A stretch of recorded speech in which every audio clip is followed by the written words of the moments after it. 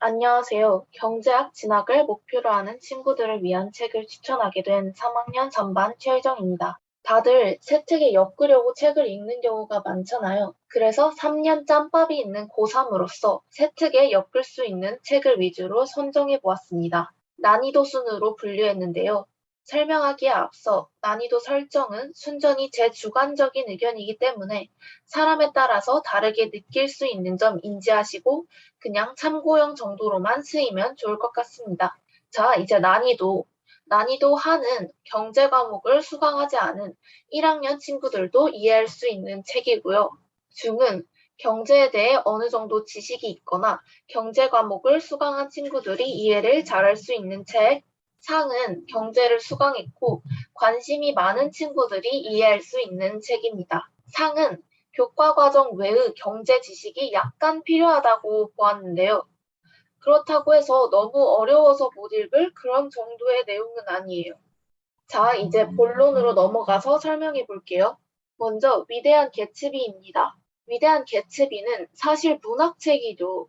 그래도 왜 넣었냐? 이제 1920년대의 미국을 광란의 20년대라고 부르거든요. 미국은 1차 세계대전 이후에 막대한 부를 얻고 플랫퍼나 금주법 같은 특징적인 모습을 보여요. 이 책이 딱 그 특징적인 모습을 잘 표현하기 때문에 문학에 이 책을 엮으시면 좋을 것 같고요. 그래서 이 책을 선정했습니다. 다음은 변신입니다. 이 책 역시 난이도는 하고요. 변신은 내용이 짧아서 좋아요. 수행평가 시간 얼마 안 남았을 때 정말 금방 읽고 써먹기 좋습니다. 하지만 탐구 자체는 조금 힘들 수도 있는데요. 프톨레타리아를 주제로 탐구를 할 수는 있는데 자료를 찾기가 쉽지 않을 수도 있어요. 그래도 나쁘지 않았던 것 같아서 가져와 봤습니다. 이제 드디어 경제책입니다. 이 책은 경제를 수강하지 않은 고1 친구들 중에서 경제학이 어떤 학문인지 궁금한 친구들이 읽어보면 좋을 것 같아요. 아예 책 테마가 사주 완성이라서 어떤 주는 뭐 금리, 다음 주는 환율, 이런 식으로 나뉘어져 있고요. 아니면 아예 나 경제 수강할 건데 가볍게 예습하고 싶다. 이런 친구들한테도 좋을 것 같아요. 근데 경제에 대해 어느 정도 지식을 갖고 있는 친구들한테는 좀 쉬울 수도 있습니다. 하지만 학교 수업에서 자세히 다루지 않는 유가 파트가 있기 때문에 경제학을 수강한 친구들한테도 좋을 것 같습니다. 이제 난이도 중하, 명작의 경제입니다. 이 책은 레미제라블, 아까 설명했던 변신이나 수레바퀴 아래서 등 유명한 고전 작품을 경제적 관점에서 풀어낸 책이에요. 그 때문에 문학 수행평가에서 써먹으면 좋을 것 같았고요. 소설을 다루는 것 치고 생각보다 내용이 깊이 있어서 중하로 난이도를 설정했습니다. 이제 중, 지금 애덤 스미스를 다시 읽는다입니다. 이 책은 애덤 스미스의 도덕 감정론과 국부론을 이해하기 좋게 정리한 책인데요. 도덕 감정론과 국부론? 좀 어려울 것 같다 싶은데 생각보다 그렇게 어렵지는 않아요. 근데 이제 애덤 스미스가 경제학자이기도 했지만 철학자였기 때문에 윤리 관련 내용이 조금 나옵니다. 그래서 윤리를 싫어하시면 조금 애먹을 수도 있습니다. 근데 내용 자체는 재미있었고 애덤 스미스에 대해 깊이 있게 알 수 있었기 때문에 추천합니다. 다음은 석유는 어떻게 세계를 지배하는가입니다. 이 책은 정말 세계지리랑 엮기 좋아요. 경제의 큰 부분을 차지하는 석유의 역사를 다루고 있고요. 내용이 어렵다기보다는 모르는 시사용어가 나올 수도 있습니다. 근데 별로 어렵게 느껴지지는 않았어요. 이제 중상, 경제는 지리입니다. 이 책 역시 세계지리에 엮기 정말 좋아요. 그냥 이름부터 대놓고 엮으라고 나온 책으로 볼 수 있습니다.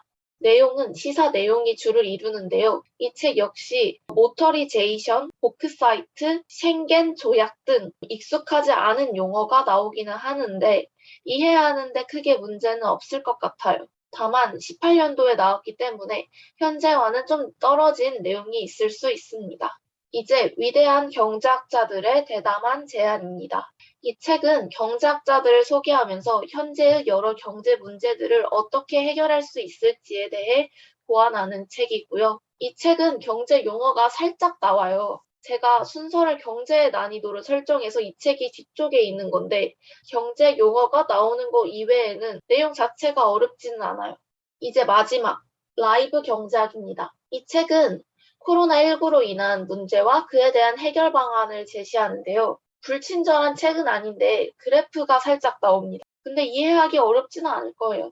이제 조금 우려되는 점이 이 책은 20년도에 나왔기 때문에 조금 지금과 안 맞는 부분이 있을 수도 있습니다. 저 같은 경우에도 이 책을 21년도 초에 써먹었고요. 그래서 지금과는 조금 다를 수 있다. 이 점 유의하시면 좋을 것 같고 꼭 이 책이 아니더라도 이런 현 사태를 다루는 경제책 굉장히 많거든요. 서점에서 찾아보시고 이런 책으로 세특 엮어도 좋을 것 같습니다.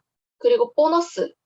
이거 꼭 말하고 싶었는데 왜 세계의 절반은 굶주리는가? 이 책 저는 조금 추천하지 않습니다. 이 책 너무 유명하고 막 대학 권장도서라고 해서 읽는 친구들 진짜 많던데 저는 읽어보니까 너무 옛날 내용이라서 현재에 적용되지 않는 부분이 많았기 때문에 별로라고 느껴졌습니다.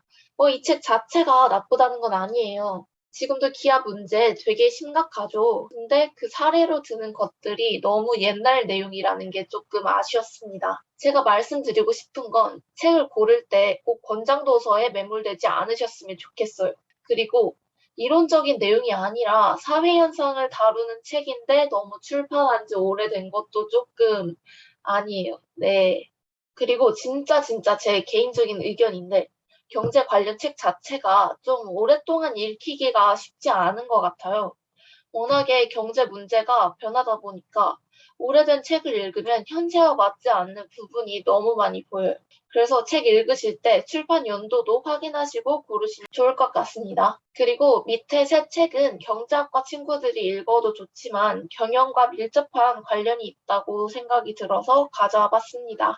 마지막으로 우려되는 부분이 있는데요. 물론 제가 일개 고등학생인 걸 당연히 알고 계시겠지만 혹시나 이 책들을 모두 그대로 생기부에 넣으실 수도 있잖아요. 그러지 않으셨으면 좋겠습니다. 만약 그런 친구들이 많아지면 각 생기부의 메리트가 사라지고 획일화될 수가 있거든요. 또 내용이 겹치잖아요. 대학교에서는 아예 블라인드 처리를 해버립니다. 그래서 대학교에서 탐구 내용 자체를 보지를 못하는 그런 결과가 나올 수도 있어요. 저 같은 경우는 수많은 책을 접해보고 그중에서 이 책들을 골라서 여러분들께 설명을 드린 거예요. 따라서 여러분들도 서점이나 학교 도서관에서 많은 책들의 목차라도 읽어보시고 나에게 맞는 책을 선택하는 태도를 기르시면 좋을 것 같습니다.